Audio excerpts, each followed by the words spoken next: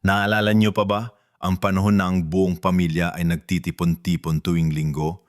Ang ingay ng mga apo na tumatakbo, ang masarap na amoy ng nilulutong pagkain ni nanay, ang walang humpay na tawanan at kwentuhan. Para sa marami sa atin, lalo na paglampas na ng 80 anyos, ang mga alala na ito ay tila lumalabo at ang realidad na yon ay nagiging mas tahimik kung minsan ay malungkot pa nga.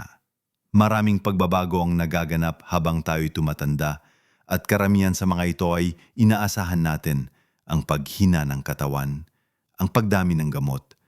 Ngunit, meron bang sapat na paghahanda para sa mga pagbabagong ito na hindi lamang pisikal, kundi pati na rin sa ating damdamin at sa kung paano natin nakikita ang mundo? Ang totoo, merong 5 nakakagulat na katotohanan na haharapin natin paglampas ng 80 na halos walang nagbabala sa atin. Ito ay mga sikreto na madalas hindi pinag-uusapan sa pagkainan o sa mga kwentuhan ng mga magulang, ngunit napakahalaga para sa ating kapayapaan, kaligayahan at kung paano natin ipagpapatuloy ang buhay ng may kabuluhan. Sa video na ito, tatalakayin natin ang 5 nakakagulat na katotohanan ito at kung paano natin sila harapin ng may lakas, dignidad at puno pa rin ng pag-asa. Manatili hanggang sa huli dahil mayroon akong ibabahagi na tiyak na magugulat kayo at makakatulong sa inyo. Paglampas ng 80, marami ang nakakaranas ng isang uri ng kalungkutan na iba sa nakasanayan. Hindi lang ito basta pagkawala ng mga mahal sa buhay, kundi ang unti-unting pagliit ng iyong social circle. Ang mga kaibigan, kasing edad at maging ang mga kamag-anak ay unti-unting nawawala, either dahil sa sakit, sa paglipat o sa pagpanaw. Ang mga dating gawe na nagbibigay buhay sa ating araw, ang pagkakape sa umaga kasama ang kumare, ang pagdalo sa mga pagtitipon sa simbahan o ang simpleng paglalakad sa parke kasama ang mga kapitbahay ay nababawasan o tuluyang nawawala. Ito ay lumilikha ng isang pakiramdam ng paghihiwalay na mas malalim kaysa sa inaasahan, lalo na sa ating kulturang Filipino na napakahalaga ang pamilya at komunidad. Nakakapanghina, di ba? Maraming matatanda ang nakakaramdam nito pero nahihiyang sabihin. Minsan, ang mga anak ay abala sa kanilang trabaho o pamilya at kahit gustuhin man nilang maglaan ng oras, limitado ang kanilang kakayahan. Totoo, minsan, kahit kasama mo ang pamilya sa iisang bahay, maaari ka pa rin makaramdam ng pag-iisa kung hindi nagaganap ang malalim na koneksyon. Ito ang isang bagay na bihirang pinag-uusapan sa mga pamilya. Hindi ito tungkol sa kakulangan ng pagmamahal, kundi sa pagbabago ng dinamika ng buhay. Ano ang magagawa natin? Ang unang hakbang ay ang pagkilala at pagtanggap na normal ang pakiramdam na ito. Huwag matakot sabihin sa mga mahal sa buhay na kailangan mo ng mas maraming interaksyon. Kung minsan, ang simpleng kwentuhan, isang tawag sa telepno o isang online video call ay malaki na ang maitutulong. Para sa ating mga Pinoy, napakahalaga ang kwentuhan, ang pagbahagi ng kwento ng buhay. Kaya sikapin nating maging proactive. Kung may kakayahan pa, maghanap ng mga senior group sa inyong barangay o simbahan, alang paglawabo. Kung mayroong community center, tingnan kung may mga aktibidad na maaari niyong salian. Maaring paggawa ng handicrafts, pagtugtog ng musika, o simpleng pagbabasa ng libro. Kung mayroon kayong access sa teknolohiya, subukan matuto gumamit ng messaging apps tulad ng Messenger o Viber para makipag-ugnayan sa mga kamag-anak na nasa ibang lugar o sa ibang bansa. Maraming apps ngayon na idinesenyo nyo para sa madaling paggamit ng mga seniors. Ang pag-aaral ng bagong kasanayan tulad ng paggamit ng tablet o smartphone ay hindi lang nakakakonekta sa iyo sa labas, kundi nakakapag-ehersisyo rin sa utak. Alalahanin ang kalungkutan na hindi tanda ng kahinaan, kundi isang hamon na kailangan nating harapin ng may tapang at diskarte. Kung dati, ang ating mga plano ay pangmatagalan, pagpaplano ng retirement, pagpapalaki ng mga anak, pagtatayo ng bahay, paglampas ng 80, biglang nagiging mas maikli ang ating pananaw. Ang mga plano ay nagiging para sa darating na linggo, buwan o taon. Ang konsepto ng kinabukasan ay nagiging mas agaran. Hindi na natin pinaplano ang paglalakbay sa ibang bansa sa loob ng 10 taon, kundi ang pagdalaw sa kapitbahay bukas o ang paghahanda ng paboritong ulam ng mga apo sa susunod na linggo. Ito ay maaring nakakatakot para sa ilan, lalo na kung tayo ay sanay na magplano ng mahaba. Ang pag-iisip tungkol sa pagiging dependent o ang paghina ng katawan ay maaring magdulot ng pangamba. Ang bawat araw ay tila may mas malaking halaga at ang oras ay tila mas mabilis lumipas. Ang nakakagulat dito ay hindi lang ito tungkol sa pag-ikli ng panahon, kundi ang pagbabago sa kalidad ng ating pag-iisip tungkol sa buhay. Maring mas mag-focus tayo sa mga simpleng bagay na nagbibigay ng kaligayahan. Ngunit kasama rin nito ang pagharap sa realidad ng ating mortalidad. Ngunit may positibo rin dito. Ang pag-ikli ng pananaw sa oras ay maaring magbigay daan sa mas malalim na pagpapahalaga sa kasalukuyan.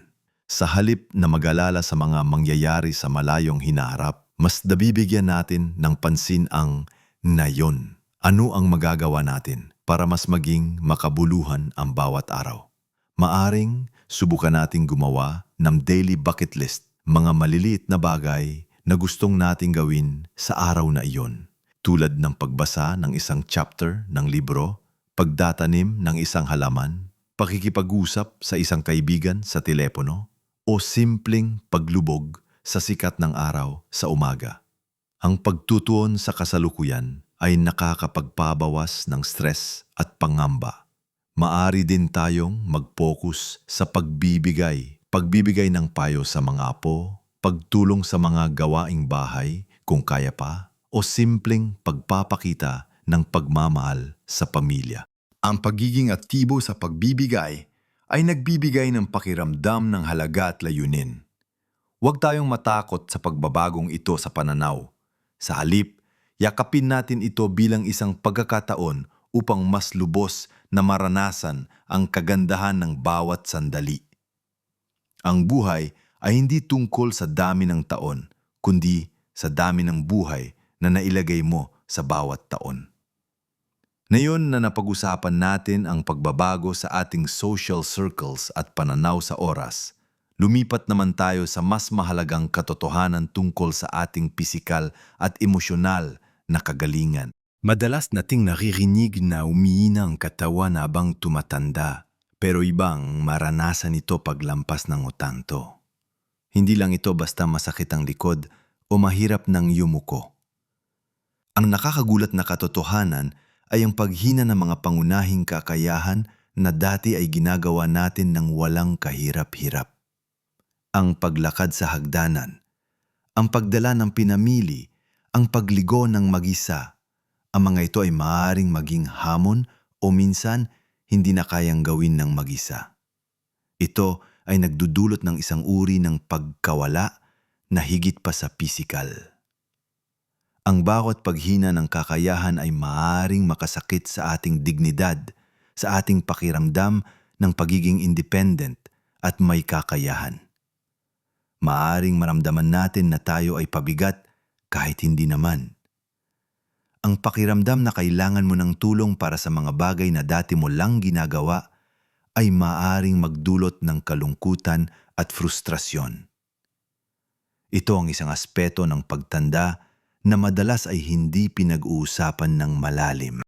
Ang takot na mawala ang sariling kakayahan, ang takot na umasa sa iba ay isang mabigat na pasanin. Minsan, mas madali pang tanggapin ang pisikal na sakit kaysa sa pakiramdam na hindi mo na kayang kontrolin ang sarili mong buhay. Kaya ano ang magagawa natin? Ang susi rito ay ang pagtanggap at pagtuklas ng mga paraan upang mapanatili ang ating kakayahan hanggat maaari. At kung hindi na, ay matutong humingi ng tulong na hindi nakakaramdam ng hiya. Una, ang pisikal na aktibidad ay mahalaga, gaano man kaliit. Hindi ito tungkol sa pagtakbo ng marathon, kundi sa pagpapanatili ng mobilidad. Ang simpleng paglakad-lakad sa bahay o sa bakuran, paggawa ng mga ehersisyo abang nakaupo, o kahit ang pagtaas-baba ng kamay at paa ay malaki na ang maitutulong. Mayroong mga videos online na nagpapakita ng mga light exercises para sa seniors. Mahalaga rin makipag-usap sa doktor tungkol sa mga limitasyon at kung paano pa rin mapapanatili ang lakas. Mahalaga panggalawa, pagdating sa pagina ng kakayahan, matutong humingi ng tulong. Hindi ito tanda ng kahinaan, kundi tanda ng karunungan. Ang pagtanggap ng tulong ay nagbibigay daan para makapagpahinga ka at hindi mapuwersa ang sarili. Maaring mag-install ng mga handrails sa banyo, gumamit ng walker kung kinakailangan, o humingi ng tulong sa pagdadala ng mabibigat na bagay. Sa ating kulturang Filipino, ang pamilya ay napakahalaga. Huwag magatubiling humingi ng tulong sa mga anak o apo. Ipaunawa sa kanila na hindi ito pagpapahirap, kundi pagpapanatili ng iyong kalitasan at kapayapaan ng loob. Ang pagpapanatili ng dignidad ay hindi nangangahulugang paggawa ng lahat ng mag-isa, kundi ang paggawa ng mga desisyon na pinakamabuti para sa iyong sarili.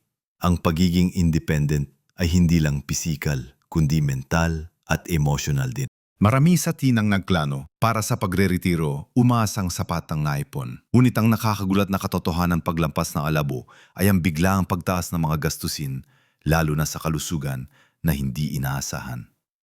Ang mga gamot, regular checkups, therapy o minsan ay biglaang ospitalisasyon ay maaring malaki ang singilin sa ating pinansyal na reserba. Kahit na may PhilHealth o iba pang benepisyo para sa senior citizens, mayroon pa ring mga gastusin na hindi sakop. Ang pagtaas ng presyo ng bilihin, kuryente at tubig ay nakakadagdag din sa pasanin. Ito ay maaring magdulot ng matinding stress at pag-aalala, lalo na kung ang pensyon ay maliit lamang o wala. Ang pinakamasakit sa lahat ay ang pakiramdam na maaring kailangan mong umasa sa iyong mga anak para sa pinansyal na suporta. Ito ay isang mabigat na katotohanan para sa mga matatanda na sanay na maging tagapamahala at tagapagbigay sa pamilya. Ang paglipat ng papel mula sa pagiging tagapagbigay patungo sa pagiging tagatanggap ay maaring nakakasakit ng kalooban at nakakababa ng moral. Maraming Pinoy seniors ang nahihiyang humingi ng tulong kahit na may kakayahan ang kanilang mga anak. Paano natin ito haharapin? Una, ang pagiging bukas sa komunikasyon sa pamilya ay susi. Hindi masama ang pag-usapan ang pinansyal na sitwasyon, lalo na kung ito ay nakakaapekto sa inyong kalusugan at kapayapaan ng isip. Maaari magtakda ng regular na pag-uusap sa mga anak tungkol sa mga gastusin at kung paano nyo ito haharapin ng sama-sama. Ang pagpaplano ng maaga, kung kaya pa, ay makakatulong. Kung mayroon pa kayong maliit na sideline na kayang gawin, tulad ng paggawa ng simpleng handicrafts, pagluluto ng pagkain na pwedeng ibenta sa kapitbahay o pagtuturo ng isang kasanayan sa mga bata, maaari itong makatulong sa pagdaragdag ng kita. Hindi lang ito para sa pera, kundi para rin sa pagpapanatili ng pakiramdam ng productivity at layunin. Kung hindi naman possible ang karagdagang kita, ang pag-aaral ng mga tips sa pagtitipid ay makakatulong din. Halimbawa, ang pagtanim ng sariling gulay, paggamit ng LED lights, o pagiging mas maingat sa paggamit ng tubig at kuryente. Higit sa lahat, alalahanin na ang pag-aalaga sa mga magulang ay bahagi ng ating kulturang Filipino. Hindi ka pabigat, bahagi ka ng pamilya na kailangan din ng suporta. Huwag kang matakot na tanggapin ang pagtulong mula sa mga mahal mo sa buhay. Ito ay pagpapakita ng pagmamahal nila sa iyo. Ngayon, pagkatapos ng mga mabibigat na katotohanan ito, handa na ba kayong tuklasin ang pinakanakakagulat sa lahat at kung paano ito magbibigay ng bagong pananaw sa inyong buhay? Pagkatapos ng lahat ng hamon at pagbabago na pinagdaanan, ang pinakanakakagulat na katotohanan na mararanasan mo paglampas ng 80 ay ang hindi inaasahang pakiramdam ng kalayaan at ang lalim ng karunungan na iyong nakamit. Sa totoo lang, ito ang surprise na nabanggit ko sa simula. Para sa marami, ang buhay pagkatapos ng 80 ay tila magtatapos na sa lahat ng bagay na kasyasya. Pero sa kabalintunaan, ito ay maaring ang panahon kung kailan ka pinakamalapit sa iyong tunay na sarili. Nawawala na ang mga pressures ng mundo, ang pangangailangan na magtrabaho, ang pagpapalaki ng mga anak, ang paghahangad ng materyal na bagay. ang pag-aalala sa sasabihin ng ibang tao. Ang mga maskara na ating isinuot sa loob ng maraming dekada ay unti-unting nahuhulog. Mararanasan mo ang isang uri ng kapayapaan na hindi mo kailanman naramdaman noon. Ang bawat umaga ay isang pagkakataon upang maging totoo sa sarili, walang pretensions. Ito ang panahon kung kailan ang wisdom mo ay nasa pinakamatamis at pinakamalalim nitong anyo.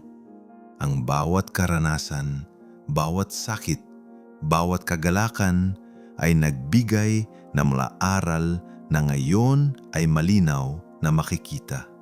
Nagiging mas matalino ka sa pagpili ng iyong mga laban, mas mapagpasalamat sa maliliit na biyaya at mas mapagmahal sa iyong sarili at sa mga nakapaligid sa iyo.